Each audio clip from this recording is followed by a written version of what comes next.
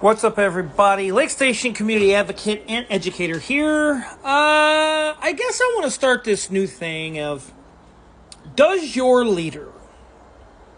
Now, while I'm not attacking nobody personally, I'm attacking more of behaviors and educating more about what you should be looking for in leaders, and what you should be looking for if your leaders are not being leaders but dictators. And it's a very crystal clear thing. So I may make a couple parts here.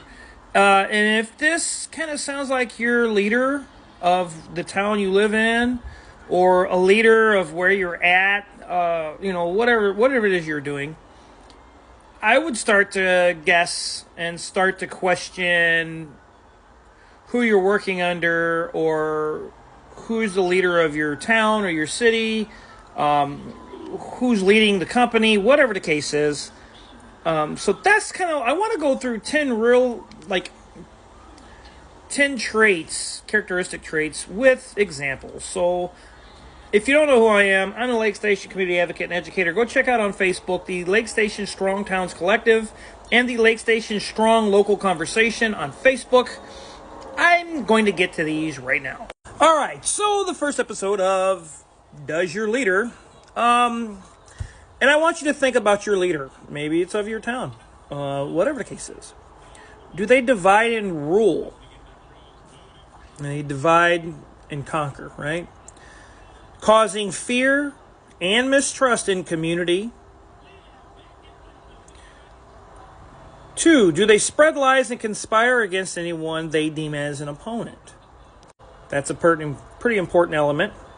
But basically what that's for is to undermine the community belief in truth. Okay, and that's what that's about.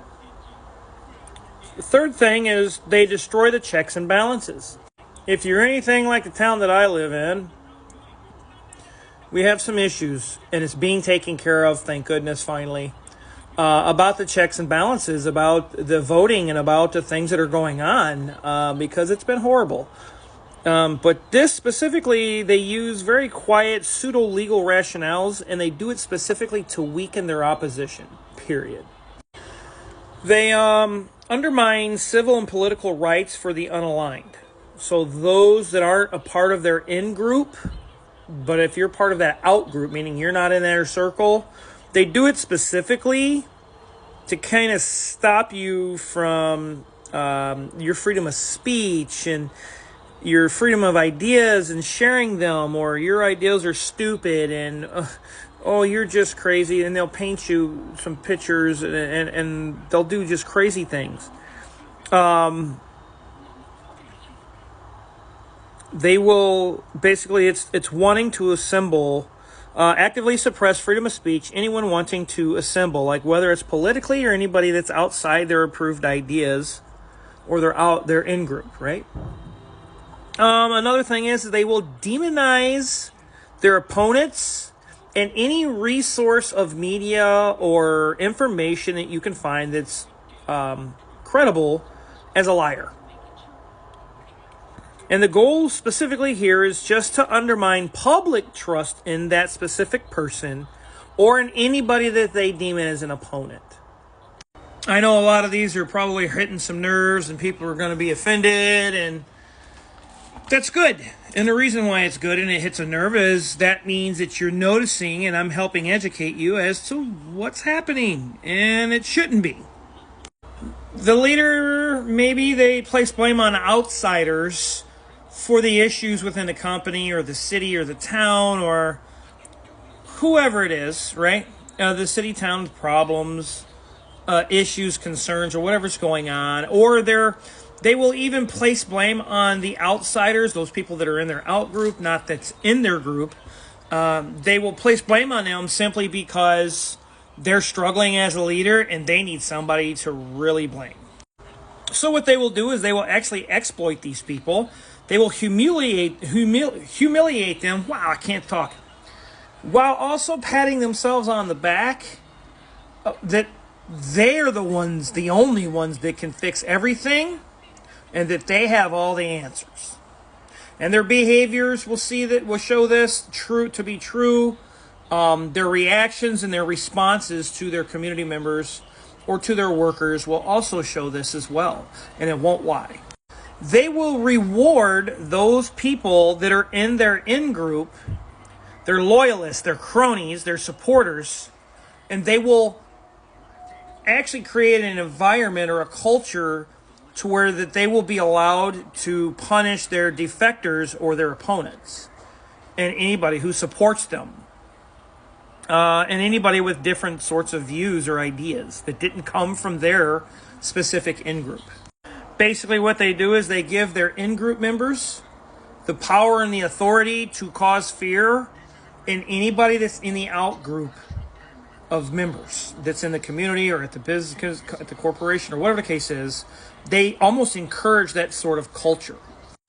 That leader maybe encourages and maybe even condones violence, harassment, simple things to extreme, basically for political goals and their own advancements, period. And what they will do is they will dehumanize any sort of opposition or anybody from an out group just to justify the violence that they're getting ready to pull against that out group member. It's really crazy. But this is all factual stuff. They will also organize and rally their supporters or cronies to mobilize them against anybody that they may seem or deem as an outside threat or an opponent.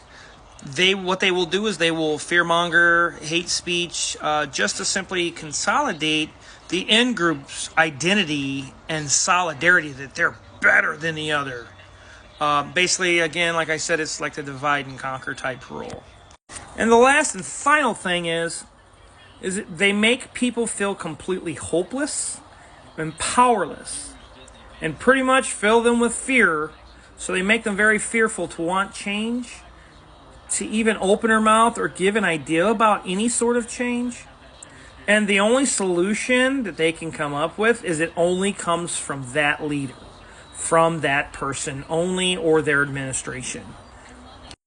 And so this is some very clear behavioral traits and elements of leaders who basically, and I'm going to go through part 2 with this leader does your leader part 2. It is authoritarianism. That's kind of what these leaders do. In the next video, I'm going to go through some of the things that we have seen and some of the things that happen and the things that go on within communities and businesses and how it slowly is a virus. I am the Lake Station community advocate and local educator. Check out Lake Station Strong Town Collective on Facebook and Lake Station Strong Local Conversation. Please feel free to educate yourself. If not, you're more than welcome to check out my stuff. I have cleared up some of my things. I kind of wanted to go through a different element in a different way about this time. However, I'm going to go through leaders, and we're just going to kind of compare and contrast with your leader of a company, of your town, whether it be a mayor, administrators, council members, whatever the case is. Maybe we can educate a little bit here just to get you to think a little bit differently about what you're seeing and what you're experiencing.